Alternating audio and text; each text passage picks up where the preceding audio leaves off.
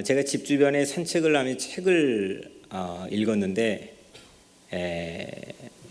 어떤 지점에서 탄성을 지르면서 밑줄을 그어야만 되는 그런 감동을 책을 통해 받았습니다. 그런데 공교롭게도 제가 딱 하고 멈춰 선 자리가 좀 경사가 진 기울기가 있는 자리였습니다. 생각이 날아갈까봐 또 메모를 하느라 또 밑줄을 긋느라 그 자리에 움직이지 못하고 적지 않은 시간이 흘렀습니다. 난 5분 이상이 흘렀습니다. 그런데 전 그날 처음 뭔가를 깨달았습니다. 제 몸에 체감할 수 있는 기회를 가졌습니다. 뭐냐면 경사가 진 기울기에 사람이 버티고 서 있다고 하는 게 진짜 이게 불편하고 어려운 거구나. 그 종아리에 텐션이 가해지고 몸의 밸런스를 잡기가 어려워지고 이 기울기에 서 있는 이게 정말 이건 불편한 거구나. 그러면서 하나님께서 제 마음속에 감동 하나를 줬습니다. 요즘에 성탄 시즌을 보내고 있는데 성탄은 하나님께서 이 땅에 또 우리에게 사람이 되어 오신 그런 사건을 기념하는 절기입니다. 근데 저는 신학교에서도 이 성탄 또 성육신에 대해서 많이 공부하고 또 배우기도 했고 묵상하고 설교했는데 하나님이 우리에게 오셨지요. 그리고 우리 죄를 구원하기 위해서 우리같이 비천한 이 인류의 삶에 찾아오셨습니다. 이거를 설교하고 배우고 묵상하고 공부하긴 했는데 이 기울기에 대해서 묵상할 수 있는 기회는 별로 없었던 것 같습니다. 마치 이게 이 경사가 진 기울기에 서 있을 때에 몸이 불편하고 또 밸런스를 잡기가 힘들고 온몸의 근육에 배나 더 텐션이 가해지는 그런 어려움들이 저에게 가해지는 그 짧은 시간의 체험을 통해서 그냥 하나님께서 마치 아주 잘 훈련된 조종사가 낙하산 타고 수직 낙하하는 그런 훈련된 아니면 손쉬운 그런 과정을 통해 짠 하고 우리에게 나타난 게 아니라 하늘에서 땅까지 이 기울기는 이 세상인 찾아보기 힘든 그렇게 매우 불편하고 어렵고 불가능한 하나님 입장에서는 이건 도무지 서기가 매우 난해하고 어려운 그런 기울기의 과정을 통해서 우리에게 찾아오셨다는 것을 깨달았습니다. 이렇게 이런 과정을 통해서 그냥 짠하고 하나님께서 내 앞에 나타나셨다. 아기 예수로 말구유에 누워 계신다는 이 장면만 우리는 포착해가지고 성탄의 이미지를 생각하지만 성탄의 보다 더 근원적인 메시지는 하늘에서 땅으로 하나님이 사람이 되어 이 온 생략되어 있는 침묵하고 있는 이 과정, 이 기울기의 과정에 하나님의 마음과 하나님의 뜻과 하나님의 노력과 하나님의 열심이 담겨 있다는 걸 깨달았습니다. 이만큼 가파른 기울기가 또 있을까?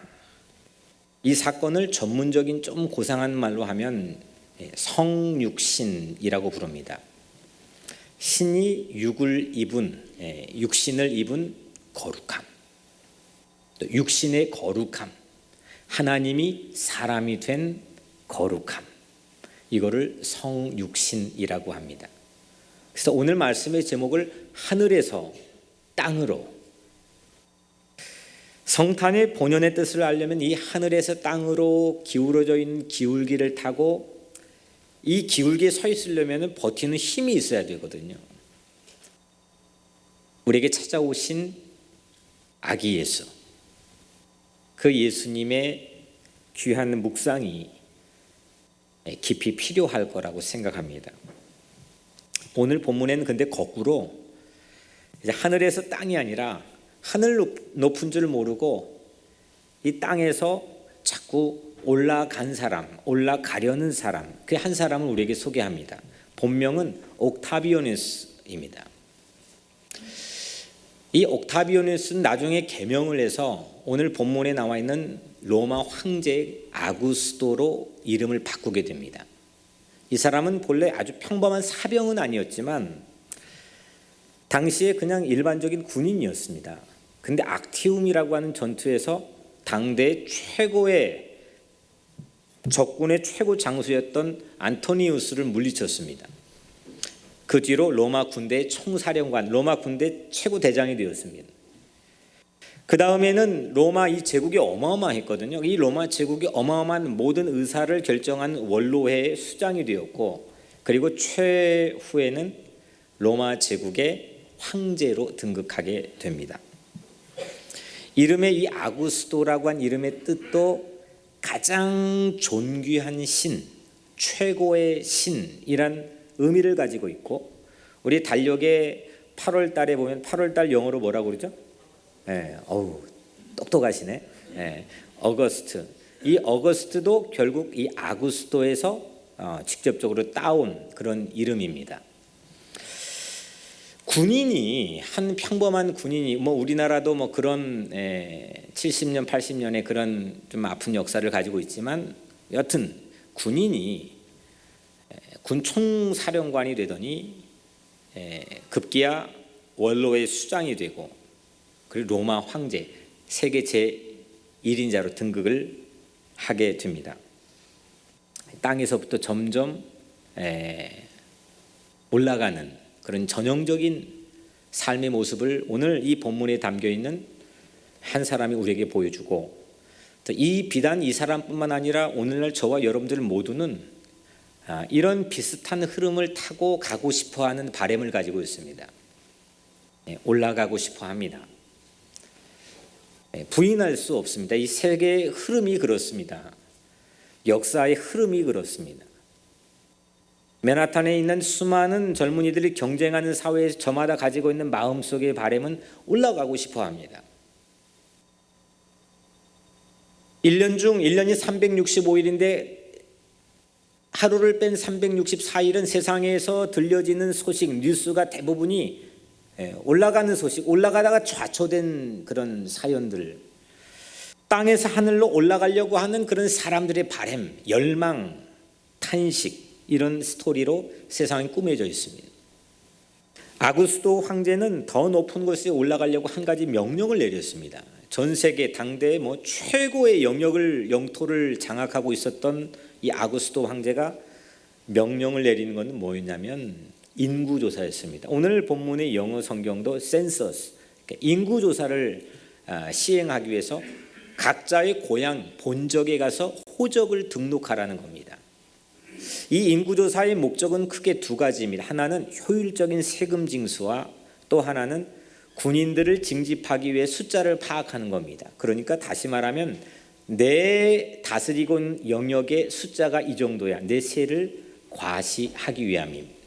더 높이, 더 하늘을 향해 올라가려고 하는 아주 인간이 짜낼 수 있는 최고의 지혜의 전형적인 모습이 오늘 이 본문 안에 담겨있는 아구스토의 영입니다. 그런데 이 로마 황제 인구조사 때문에 사람들이 세계가 움직이죠. 인구가 대이동이 일어납니다. 힘없는 사람들, 그 명령에 따를 수밖에 없는 사람들, 쓰나미처럼 이리저리 지금 이동을 하기 시작합니다. 그 물결에 요셉과 마리아가 있었고, 마리아 뱃속에는 아기 예수가 있었습니다. 이로부터 바로 한 3, 4년 전에 다윗의 고향이었던 베들레헴에서 큰 데모가 일어났습니다. 흔히 말하는 다윗 왕조 복원 운동입니다. 이게 베들레헴은 다윗의 고향이거든요. 나라 빼앗기고 서럽고 가난하고 어렵게 사는 그 보릿고개의 시절을 보내는 그 지역의 사람들이 이제는 우리가 다윗 왕조를 열망하며 복원하자, 그러니까 목숨을 걸고 데모를 했습니다. 이마저도 로마 황제의 진압으로 쑥대밭이 되어버렸습니다. 수많은 사람들이 죽고 수많은 부녀자들이 끌려갔습니다. 데모를 진압하려고 이 로마 하면은 전차가 최고의 어떤 심볼이거든요. 큰 말들을 하고 영화에 나오잖아요. 그 로마의 군마들을 훈련시킨 가장 집중적인 장소가 베들레헴 마구간이었습니다. 거기에서 마리아가 양수가 터졌습니다. 세상이 제국의 말들로, 로마 제국의 말들로 움직일 때 예수님은 제국의 군마가 사는 그 말의 집, 그 말의 밥통에서 태어났습니다. 사람이 신처럼 되는 걸 영광으로 여겼던 때, 저마다 God, 신, 잘하는 사람에게 이름을 그렇게 붙여대지요. 그렇게 사람이 신처럼 되는 걸 영광으로 여겼을 때 거꾸로 신이 인간이 되는 스캔들이 베들레헴에서 일어났습니다. 세상은 스캔들을 굴욕이라고 생각하고 수치와 모욕으로 여깁니다. 하지만 그걸 오늘 이 누가복음 2장 14절에서는 하늘에서는 이걸 영광이라고 고백했습니다. 하늘에서 땅으로 온 이 기울기를 우리가 아주 깊이 묵상할 필요가 있습니다. 나에게 찾아오신 그 하나님이 걸어오신 그 길. 그 길은 오늘날 로마 교황청이 수많은 군중들을 운집하게 해놓고 수장에 나와서 미사를 드린 그런 호화찬란한 모습도 아니고, 오늘날 우리가 특별히 보호할 필요 없이 아주 자유롭게 예배드린 이런 장소도 아니고, 그 예수가, 아기 예수가 처음 이 땅에 찾아왔던 하나님의 시선이 머물렀던 그 자리는 실패의 베들레헴, 폭압과 폭력의 마구간, 그리고 굴욕의 구유의 아기 예수는 태어나셨습니다.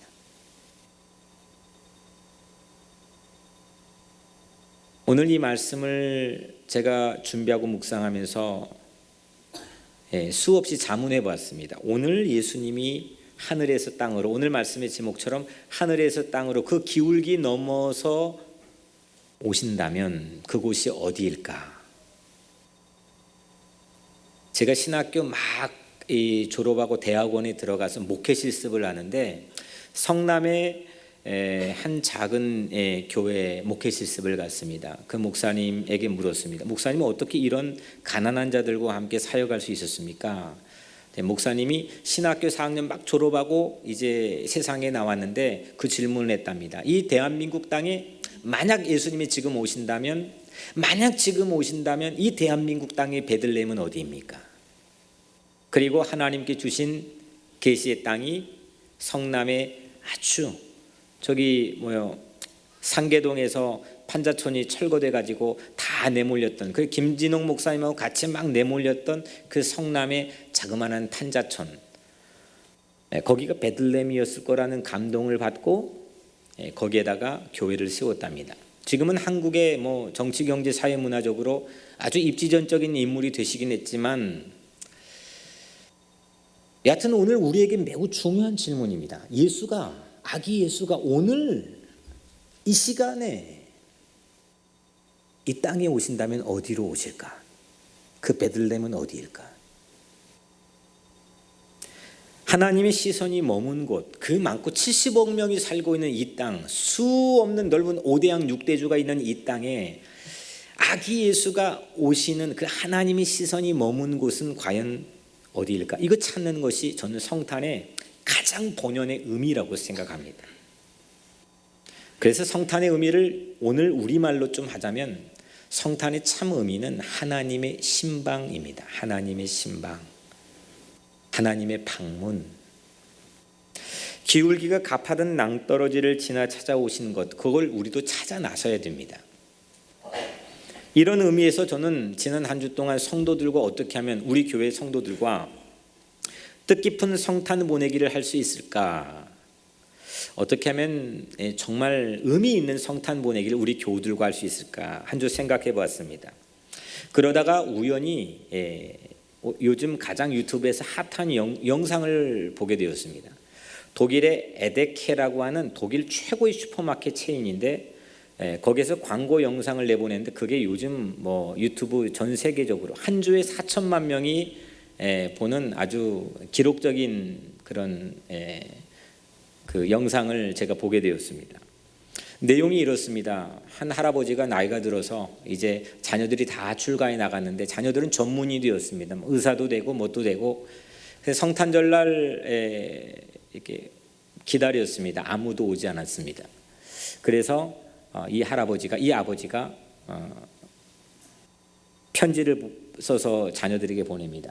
자기의 죽음을 알리는 부고장을 써서 보냅니다. 그 부고장을 보고 자녀들이 후회하고 울고 하면서 그 집으로 다 함께 모여듭니다. 근데 모여든 순간 깜짝 놀랍니다. 이 할아버지가 성탄절에 깜짝 저녁 만찬을 준비하고 있었기 때문입니다. 실제 영상으로 보면 아주 깊은 감동이 있습니다. 그리고 그날 밤 이 가족은 정말 화기애애하고 아름다운 그런 가족의 애를 회복하게 됩니다. 그걸 보면서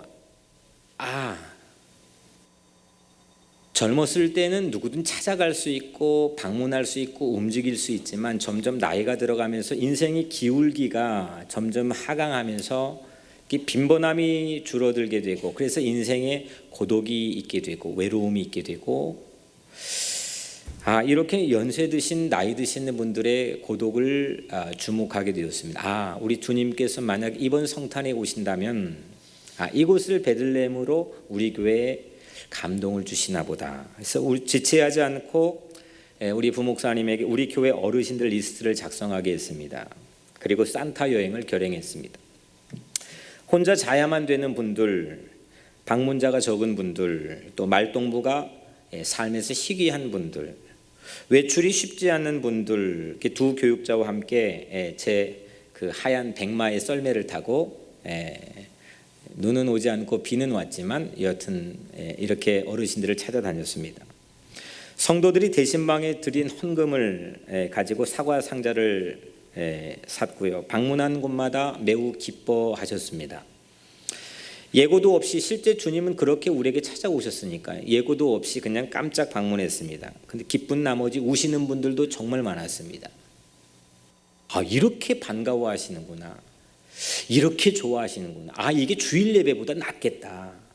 우리가 예배드리고 교육하는 거는 많이 하지만 정말 이 교회가 세워져 있는 예수 그리스도의 참된 뜻과 의미가 뭘까? 실제 예수 시대에, 초대교회 시대에 이렇게 정형화된 예배를 드리고 교육을 얼마나 많이 했었을까?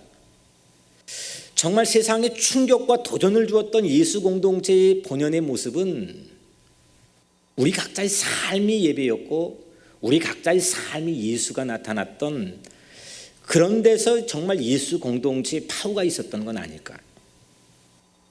금요일에는 우리 교육자들과 우드사이드 노숙자들을 찾아갔습니다. 그 노숙자들에게 식사를 대접하는 우리 교육자들을 보면서 우리 곁에 마국간의 구유가 있는데, 바로 우리 지척에 마국간의 구유가 있는데, 아까 그 독일의 그 슈퍼마켓 영상에 나온 것처럼 사실 그냥 조금만 시간 내면 찾아갈 수 있는 부모님인데 내 바쁘다고 분주하다고 하는 핑계 때문에 정작 가장 중요한 한시적으로 나에게 주어져 있지 않는 그 부모님과의 시간을 허비하는 것처럼, 마치 내게 주어져 있는 인생의 시간이 얼마일지는 모르겠지만 내가 받은 은혜와 사랑을 흘려보내고 함께 나누는데 바로 옆에 구유가 있는데 우리는 놓치고 살 때가 정말 많이 있다고 생각했습니다. 그리고 이 지역의 커뮤니티를 위해 봉사하는 소방서나 타운홀이나 이런 곳들을 방문해서 성탄 선물을 전해주었습니다. 이건 모두 다 저는 조금도 보태지 않았습니다. 여러분들이 정성스럽게 드린 헌금으로 한 일들입니다. 아래에서 위로 올라간 영광은 때론 지나친 욕심으로 할 때가 많아 우리 각자가 스스로 함정에 빠질 때가 있지만, 위에서 아래로 내려간 기쁨, 위에서 아래로 어떤 기울기일지라도 예수 따라서 용기를 가지고 믿음을 가지고 내려간 그 기쁨은 결국은 한마디로 사랑으로 할 수 있더라고요. 그래서 이 기울기에서 저도 책 읽으며 밑줄을 걷는데 버티는 힘이 점점 가해졌습니다만 종아리 텐션이 가해지고 이게 좀 몽롱해지고 그런데 결국은 하나님께서 이 기울기를 뚫고 우리 이 땅에 오신 그 힘은 결국은 사랑이더라고요. 그래야 위에서 아래로 내려올 수 있더라고요. 성탄에 우리는 베들레헴을 찾아야 됩니다. 잃어버린 이웃들이 있는 맨하탄, 수없는 젊은이들, 수없는 영혼들이 하나님을 알지 못한 채 방황한 그 맨하탄, 그리고 믿음을 잃어버리고 희망 가운데 살지 못한 우리 다음 세대, 그리고 이 땅에 소외받고 가난한 많은 연약한 이웃들, 이들이 모두 다 서진 하나님의 시선이 머무는 베들레헴 마구간 구유입니다. 예수가 마지막으로 왜 구유에 누워 계십니까? 그곳이 눕고 싶은 침대였기 때문입니까? 누울 만한 가치가 있었기 때문입니까? 사랑해서 구유에 누운 거지요. 그곳이 지저분하던 냄새가 나던 누추하던 개의치 않고 사랑할 마음이 있었기 때문에 위에서 아래로 내려와 그 구유에 누웠던 거 아니겠습니까? 피오렐로 라과디아라고 하는 사람의 이야기는 여러분들 아시는 분 있을지 모르겠습니다. 1934년부터 1945년 11년 동안 뉴욕의 역대 최고의 시장, 뉴욕 최고의 시장으로 존경을 받는 사람입니다. 그분의 유명한 이야기를 잠깐 나누고 말씀 마치려고 합니다. 그분이 시장하기 바로 직전에 판사였습니다. 즉결재판부 판사로 뉴욕에서 복무하고 있을 때였습니다. 그러던 어느 날 성탄이 가까웠는데 한 가난한 노인이 배가 고파서 빵을 훔쳐 이 재판에 회부되었습니다. 라과디아 판사가 그 노인 앞에서 이렇게 선언했습니다. 당신의 행위는 $10의 벌금형에 해당됩니다. 그리고 즉시 자기 지갑에서 $10를 꺼냈습니다. 벌금 $10는 내가 대신 내겠소. 이렇게 배고픈 사람이 뉴욕 거리를 헤매고 있었는데 내가 너무 배부르게 먹은 벌금으로 내가 내는 것이요. 그런 다음 라과디아 판사는 자기 모자를 재판부 서기에게 건네주었고, 재판정에 계신 여러분들도 나처럼 너무 잘 먹은 것에 대한 벌금을 내고 싶으면 여기에 돈을 넣기 바라오. 그날 가난한 노인은 오히려 $47를 가지고 재판정을 나갔습니다. 이 피오렐라 라과디아는 우리 가까이 있는 라과디아 공항의 이름의 기원이기도 합니다. 그분의 이름을 따서 라과디아 공항에 이름을 지었습니다. 여러분들, 우리 마음이 아기 예수가 누울 수 있는 소박한 구유가 될 수 있다면 얼마나 좋겠습니까? 허물을 덮어주고, 그 구유가 뭐 지저분하건 뭐하건, 뭐 죄가 있건 뭐하건 그 허물을 덮어주고 누군가에게 찬스, 기회를 주고 희망을 줄 수 있는 그런 예수 구유가 오늘 여러분들의 마음이 되기를 축복합니다. 예수님이 찾아온 구유는 이렇게 누군가의 가난한 사람, 뭐 우리 주변에 찾아봐야 될 가난한 사람도 있겠지만 가장 먼저 중요한 것은 여러분들 자신의 마음이 구유가 되어야 됩니다. 질투와 오해와 분노 이거 다 까놓고 보면 미움과 질시와 좋지 못한 세상에 있는 모든 죄악들이 가득한 이 밥통, 만약에 말 구유에 예수님이 오시지 않았다면 이 훈련된 로마 군마들이 그냥 먹고 산 로마 밥통으로, 군마 밥통으로 그냥 머물렀겠지만 거기에 온 순간 그거를 구유라고 이름이 바뀌어져 불리게 되었습니다. 오늘 우리도 그냥 이 마음이 그냥 살면 이 밥통으로 머물겠지만, 하지만 예수님이 우리 각자 인생에 찾아와서 누울 수 있다면, 그분을 믿음으로 여러분들이 이 시간 영접해서 그분을 모실 수 있다면 여러분들의 마음은 예수 그리스도가 누울 수 있는 구유가 될 줄로 믿습니다. 그게 성탄의 참 의미가 아니겠습니까? 여러분들의 내 마음을 예수님께 이 시간 활짝 열어 내어드립시다. 의심만 가득 찬 내 마음, 정죄와 낙심으로 얼룩진 내 마음이 예수님이 눕고자 했던 내 마음의 구유입니다. 사랑하는 성도 여러분, 내 허물을 덮고 그냥 괜찮다 이렇게 덮어주고 냄새 나도 덮어주고 이 내 마음이 강팍한 내 마음에 눕기 원하신 사랑의 예수님을 믿음으로 영접할 수 있다면 오늘 우리도 누군가 이 땅에 예수님이 눕고자 하는 많은 구유들, IT의 고아들이건 이 주변의 노숙자들이건 우리 교회 안에 어려운 이웃들이건 아니면 여러분들이 자녀들이건 예수님이 눕고자 하는 우리 이웃의 구유에 우리 사랑을 담아 함께 나눌 수 있을 줄로 믿습니다. 오늘 우리가 위로 수직 상승해서 얻는 불안이 아니라 낮고 천한 우리에게 찾아오신 예수님의 사랑 때문에 오늘 여러분들 모두가 이 성탄의 평화를 누리시기를 주의 이름으로 간절히 축복합니다.